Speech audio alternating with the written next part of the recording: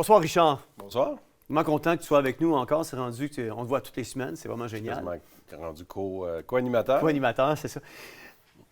Richard, ce soir, on a parlé de Joulani avec Patrick Vanasse. Puis je lui ai exposé ma question suivante dans le dossier de la Syrie qu'on vient de couvrir avec Patrick Vanasse. Je lui ai demandé comment expliques-tu la nouvelle vision de Joulani sur la Syrie.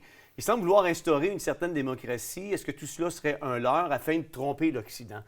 Je fais des recherches aussi sur Joulani moi-même, parce que ce que les gens peut-être ne savent pas, on avait enregistré l'entrevue avec Patrick Vanasse en début de semaine. On l'a enregistré hier parce que Patrick demeure en Alberta, ne pouvait pas être avec nous ce soir. On avait enregistré ce segment-là hier. Puis j'ai fait mes recherches depuis hier parce que je voulais m'assurer de connaître Joulani. Joulani, c'est le chef du HTS qui appelle le Hayat Tahrir al-Sham. Excuse mon accent arabe, j'ai besoin de travailler encore un petit peu. C'est un groupe djihadiste syrien principalement actif dans la région d'Idlib. Son vrai nom à ce monsieur-là, c'est Joulani, c'est Ahmad Hussein al-Shara. On va rester avec Joulani, c'est plus simple. Al-Joulani a émergé sur la scène internationale pendant la guerre civile syrienne, d'abord comme membre du groupe affilié Al-Qaïda. Joulani a joué un rôle crucial dans la militarisation du conflit, la montée de l'extrémisme et le maintien d'une situation de guerre prolongée. Il est cependant considéré comme un terroriste international par plusieurs pays, dont les États-Unis. Puis les États-Unis ont également offert une récompense de plusieurs millions de dollars. Ils sont allés jusqu'à 10 millions de dollars pour avoir des informations permettant de localiser ou de capturer Joulani. Avec un tel CV, comment se fait-il que nous retrouvions cet homme être un élément crucial dans tout ce qui se passe actuellement en Syrie? Se pourrait-il qu'il ait été agent du Mossad ou de la CIA? Bien, c'est fort probable. Puis de toute façon, c'est ce qu'on constate depuis quelques années. On voit maintenant ce qu'on savait auparavant, mais qu'on avait de la misère à comprendre, les révolutions de couleurs et tout le reste. Kadhafi en a fait les frais, par exemple. Il s'est opposé au système bancaire de contrôle des États et tout le reste. Ils ont dit oui. D'ailleurs, il y avait une anecdote là-dessus. Lawrence Cannon, qui était ministre sous Harper, avait pris l'avion d'urgence d'Ottawa pour aller le rencontrer à l'aéroport de Gander à Terre-Neuve, parce qu'il avait fait escale avant de retourner chez lui. Il n'avait pas le droit d'aller aux États-Unis à cause de toutes les règles, justement. Il était considéré comme un terroriste ou à peu près. Et pourquoi Lawrence Cannon a pris un avion pour aller parler dans le creux de l'oreille? C'était sûrement pour le mettre en garde de la part des vrais patrons et de l'Occident au complet. Ouais. Et donc, les banquiers qui mènent les politiques, qui nous amènent à comprendre l'aspect économique après coup. Mais il y a quelque chose en amont qui se fait. Qui tire les ficelles? Et on comprend qu'il tire les ficelles du Mossad, de la CIA et tout le reste aussi. Donc, il y a beaucoup de travail de terrain qui se fait avant qu'on voit aux nouvelles l'impact. Mais ce gars-là est à la tête de ceux qui prennent la Syrie, alors que la Russie, jusqu'à tout récemment, protégeait la Syrie. Et là, tout à coup, s'est retiré. Ouais. Donc, on voit que le jeu se place tout seul. Mais ce qui est étonnant, et c'est ça que les gens devraient comprendre, c'est que c'est Israël qui rentre en Syrie pour accaparer le territoire, alors que les pseudo-révolutionnaires qui sont là, ils ne sont pas affiliés avec Israël, en théorie, devraient combattre. Ben non, ils se retirent, puis tout va bien.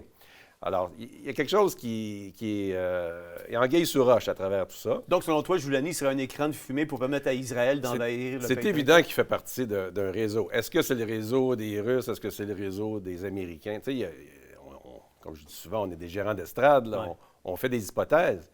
Mais de là à penser que c'est fait comme on nous le présente dans les médias de masse, c'est pas le cas.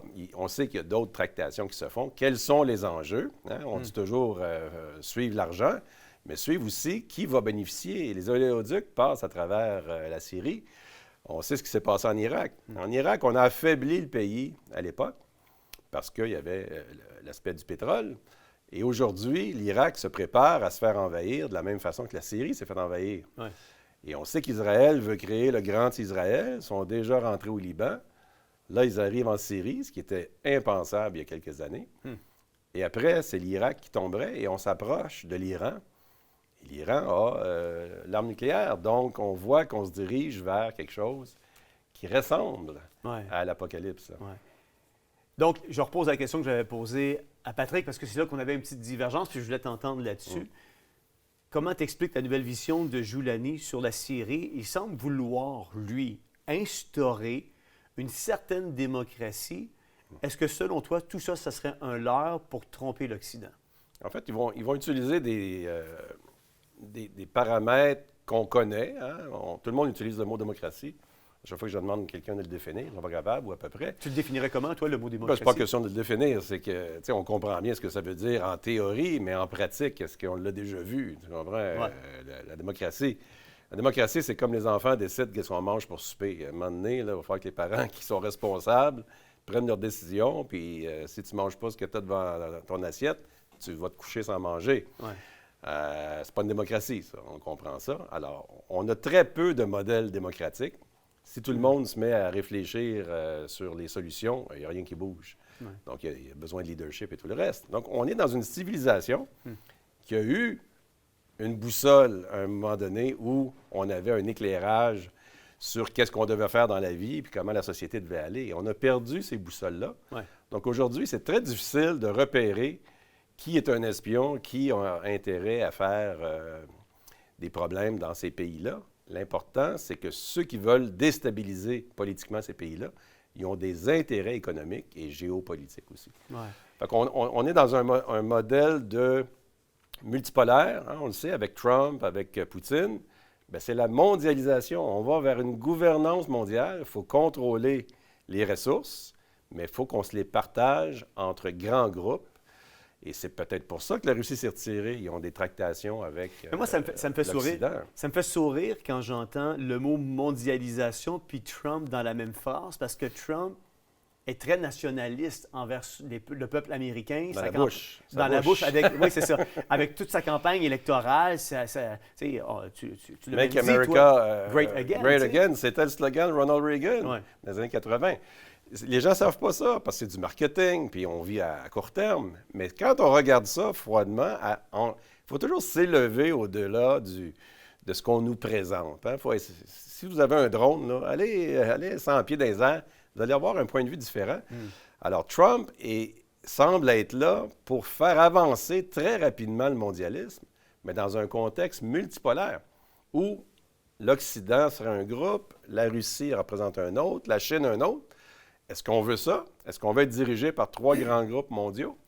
Mais déjà, les systèmes bancaires sont intégrés. C'est ça par définition multipolaire. Multipolaire, c'est qu'il n'y a pas un homme qui dirige, ou une personne qui dirige la planète, c'est différents groupes, comme on a toujours eu différents pays. Des territoires. On a toujours eu différentes nations qui se battaient ou se faisaient des ententes.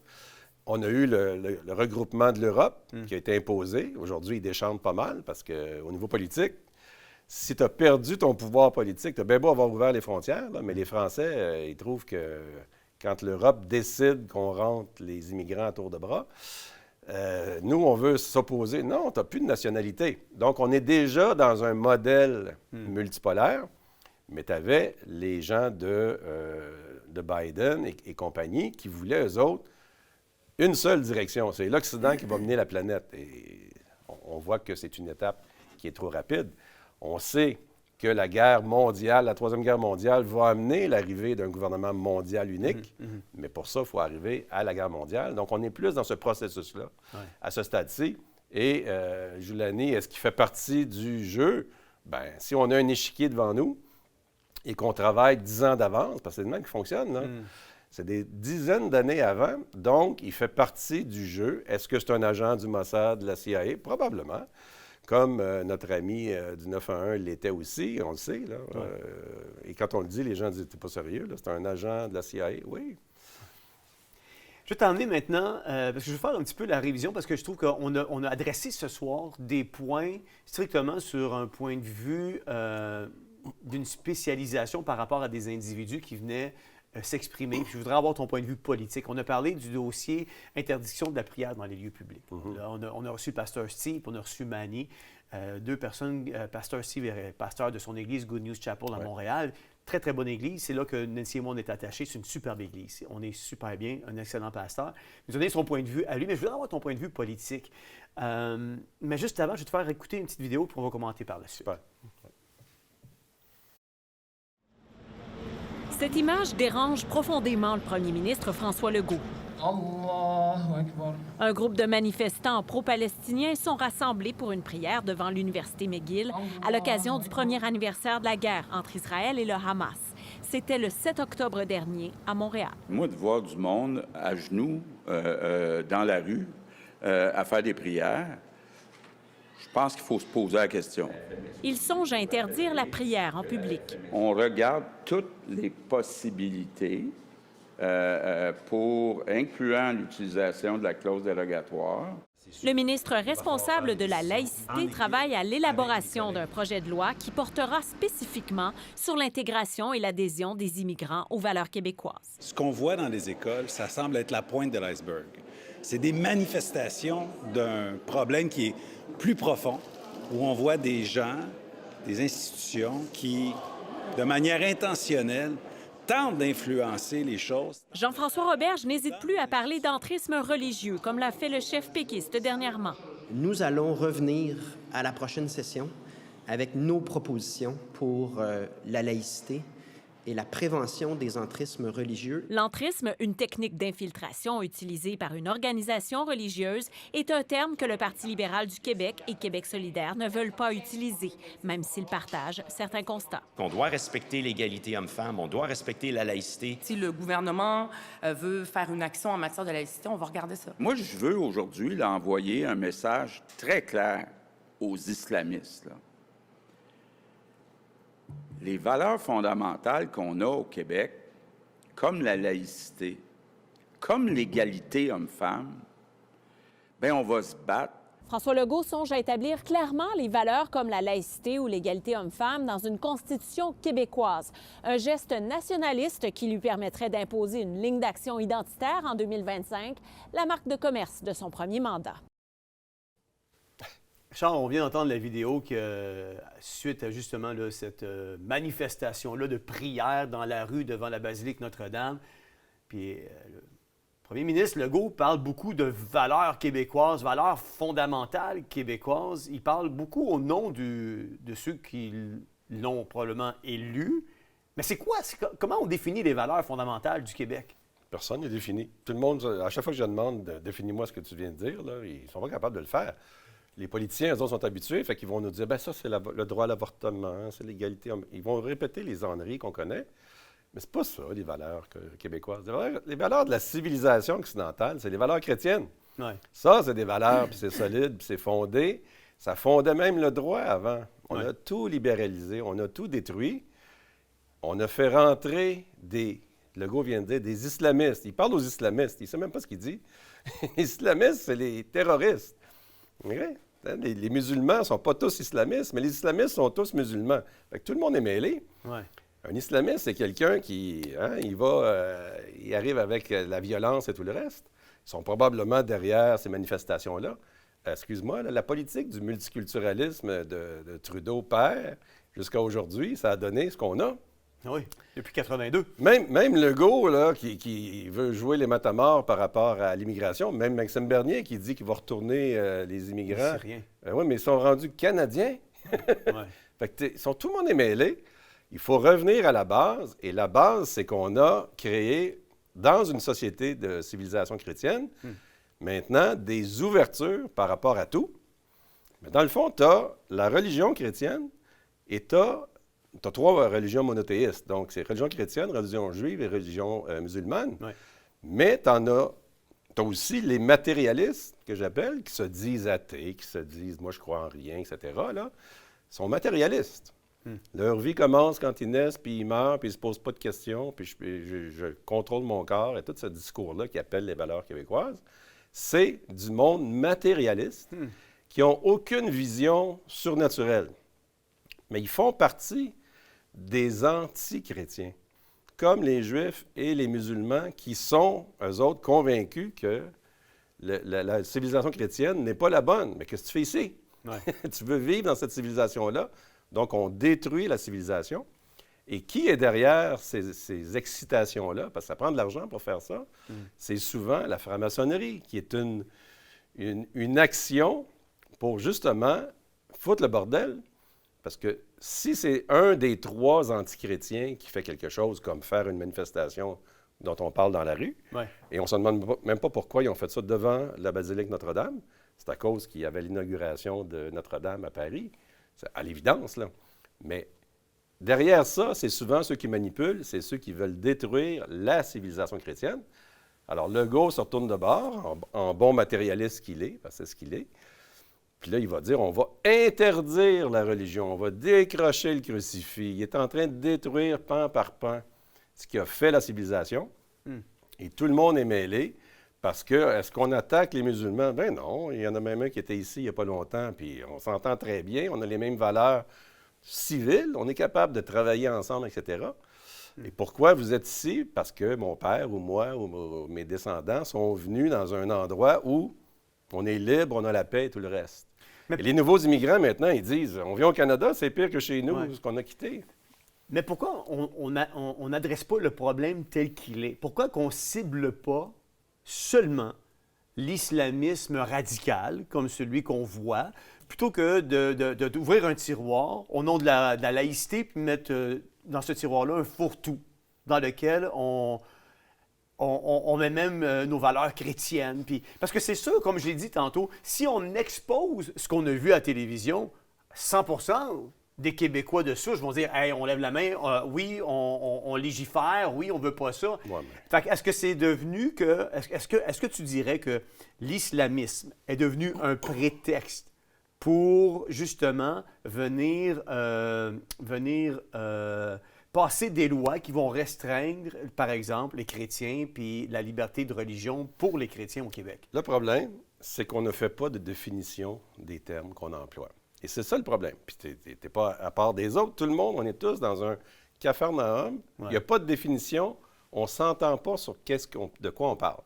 Alors, la laïcité dont Legault parle, c'est du laïcisme, qui est une politique contre toutes les religions.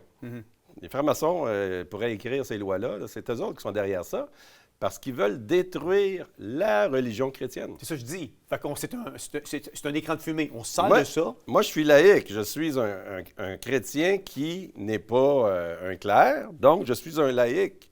Mais je ne suis pas contre la religion. Le laïcisme, on est en train d'imposer une peur de la religion, comme ça crée les guerres, etc. Tout ce qu'on s'est fait, laver le cerveau depuis toujours. Mais quand tu dis l'islamisme radical, est-ce qu'on n'est pas des chrétiens radicaux?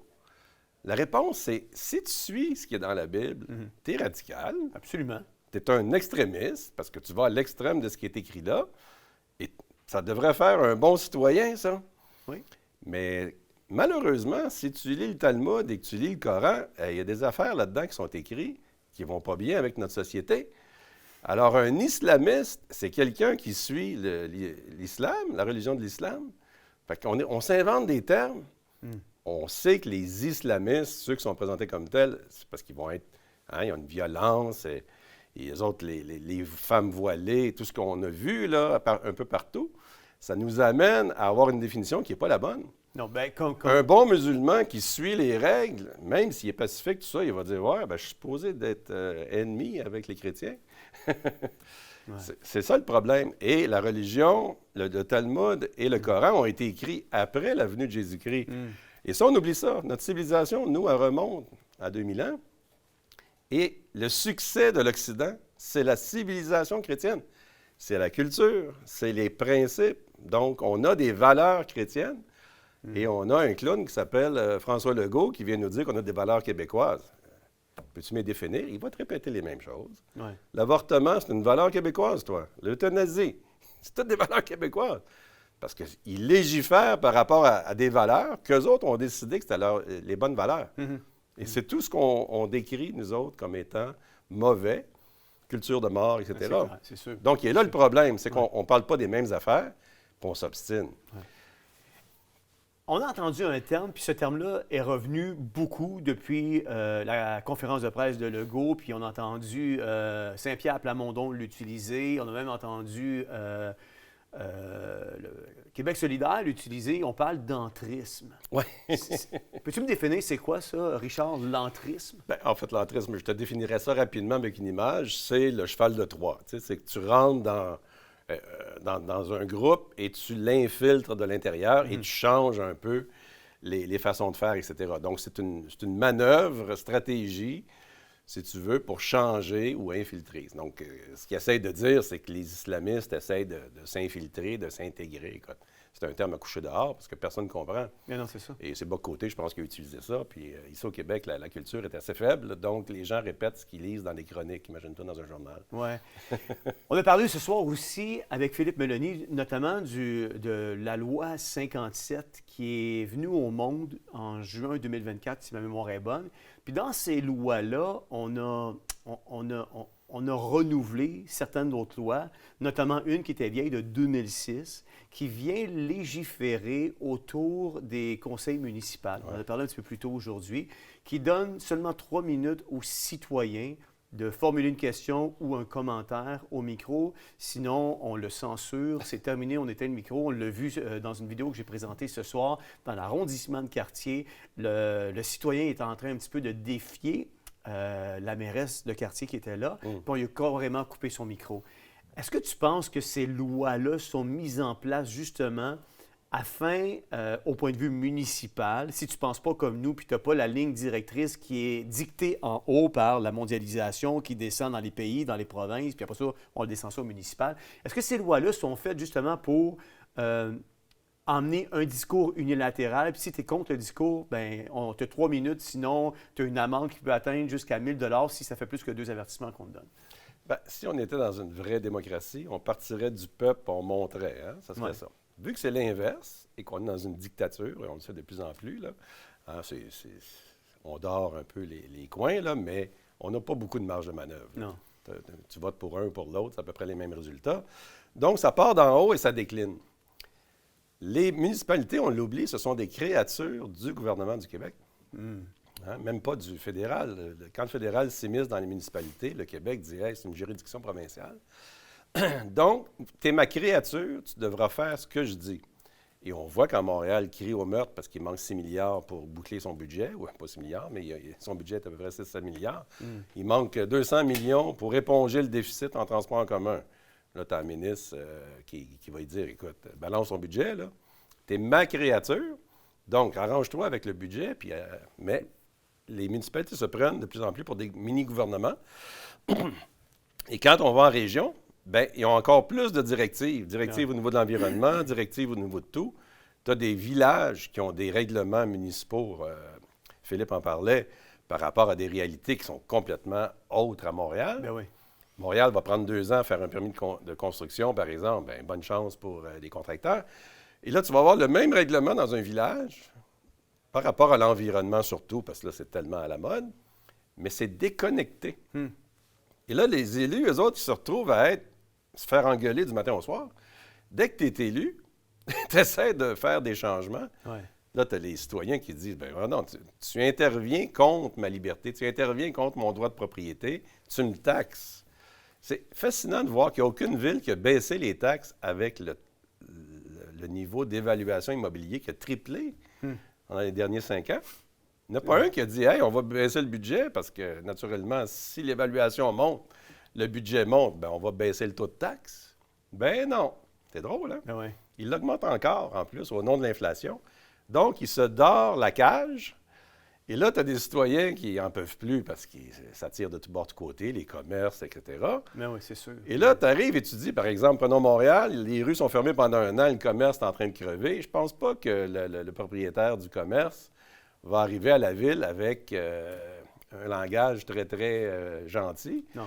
Et là, la ville va mettre des règles et va se plaindre. Hein? C'est le nom de la mairesse qui a démissionné au nom d'il y a trop de violence, qui est probablement faux. Et là, tous les élus compatissaient avec elle.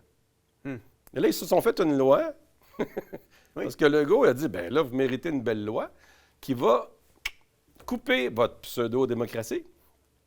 Alors, les citoyens peuvent de moins en moins parler. C'est déjà intimidant d'aller au micro dans une salle. Ça prend du courage, ben oui. Ben, c'est pas tout le monde qui est capable de faire ça. Ben alors, si tu mets des restrictions, tu es en train de, justement, comme tu le dis si bien, détruire ce que tu es supposé de montrer. Ouais. Puis tu me parlais des Îles-Madeleine où ils présentent la caméra de dos pour pas faire une vedette de la personne qui parle. Exactement. Ben, tu sais, ils vont trouver tous les trucs mais sont au bas de la chaîne alimentaire, ces gens-là. Ouais. Si tu étais un élu municipal, tu te dirais, qu'est-ce que j'ai fait là? C'est de la folie. L'objectif du maire des Îles-de-Madeleine, c'est sûrement de devenir député des Îles-de-Madeleine. Bonne chance, parce qu'il est présentement, avec les élections qui arrivent l'année prochaine, il se retrouve avec seulement 17 des intentions de vote. On verra, pour lui. on verra. Puis tu as la petite vedette Chanie Thériault, qui est à tous les conseils municipaux, qui est Bravo, là, bravo. rubis sur l'ongle, qui, elle, récolterait 60 des intentions de vote. Mais tu vois, là, les gens commencent à s'impliquer un peu plus politiquement. On parle des politiques américaines. C'est du jamais vu. Là. Ouais. Donc, on voit qu'il y a une obligation depuis 2020. Bravo, le COVID a réveillé les gens Exactement. par rapport à l'implication municipale, locale, etc. Mais c'est pas facile. Non. Donc, il y a un apprentissage et tout le reste. Mais avant, c'était des machines politiques qui passaient du fédéral au provincial, au municipal et vice-versa. Donc, c'est des organisateurs, il y a des techniques, il y a une science derrière ça. Et ouais. Alors, sûrement que le maire des îles, il fait comme les prédécesseurs qui sont devenus députés. Puis là, ils disent entre eux autres, continue, mets le passeport. Qui est à bonne école. On va avoir la subvention fédérale, Ouais. puis inquiète-toi pas, prochaine élection, on va te faire une passe-passe. Donc, ça marchait comme ça. Mais on voit qu'il y a encore du pouvoir si on est capable de mobiliser des gens. Tu disais tout à l'heure, on n'arrive pas à mobiliser les chrétiens. Ouais. Si les chrétiens du Québec, c'est pas pour rien que je parle d'union conservatrice, il faut que les conservateurs s'unissent. Ouais. On n'est même pas capable de définir c'est qui un conservateur. On pense que le Parti conservateur, qui est totalement libéral, avec C'est ça, Pierre Poilievre, on dit c'est ça conservateur. Ben oui, mais il faut aller à la définition. Ouais. C'est quoi être conservateur? Mais le problème... Sinon, tu peux même pas te comprendre dans quoi tu t'embarques. Mais le problème aujourd'hui, Richard, c'est qu'on l'a fait l'exercice avec tout le lobby homosexuel. On a fait un lexique qu'on a passé dans une émission ici, tu t'en souviendras, un par un, les terminologies utilisées pour démontrer qu'il y avait un paradoxe. Ça, initialement, c'est la nouvelle signification qu'on est en train d'enseigner à nos enfants sur ce que ça veut dire, alors que c'est ça la vraie signification. Puis ça, on le retrouve pas juste dans le lobby homosexuel, on le retrouve en politique, puis on le retrouve dans différentes sphères de la société. La première règle dans une stratégie de politique d'entrisme, là, revenons avec le mot, Ouais. c'est-à-dire je vais infiltrer. Et là, les nouvelles générations vont dire notre discours. Ouais, c'est ça que les musulmans prétendent qu'ils vont faire. On va vous envahir en France et vous allez devenir musulmans. Ils ont dit ça il y a 50 ans. Mais aujourd'hui, ils commencent à avoir du poids. Alors, c'est ça qui arrive. Tu changes les définitions et nos enfants nous traitent... Moi, je me fais traiter de raciste. Tu comprends? Bien, pourquoi? Définis-moi raciste. Oh, là, c'est un problème. Mais ils nous ont dit que ça, c'était raciste comme comportement. Ah ah! Donc là, tu remontes et là, tu obliges les gens à dire, peut-être vous vous êtes fait jouer. Ouais. Mais vous êtes fait jouer à l'école, à la télévision, par les nouvelles et tout le reste. C'est toute une prise de conscience. Absolument. Depuis le COVID, les gens s'aperçoivent que l'adversaire est en face, l'ennemi est derrière. Le gouvernement est contre nous. Tous les gouvernements occidentaux.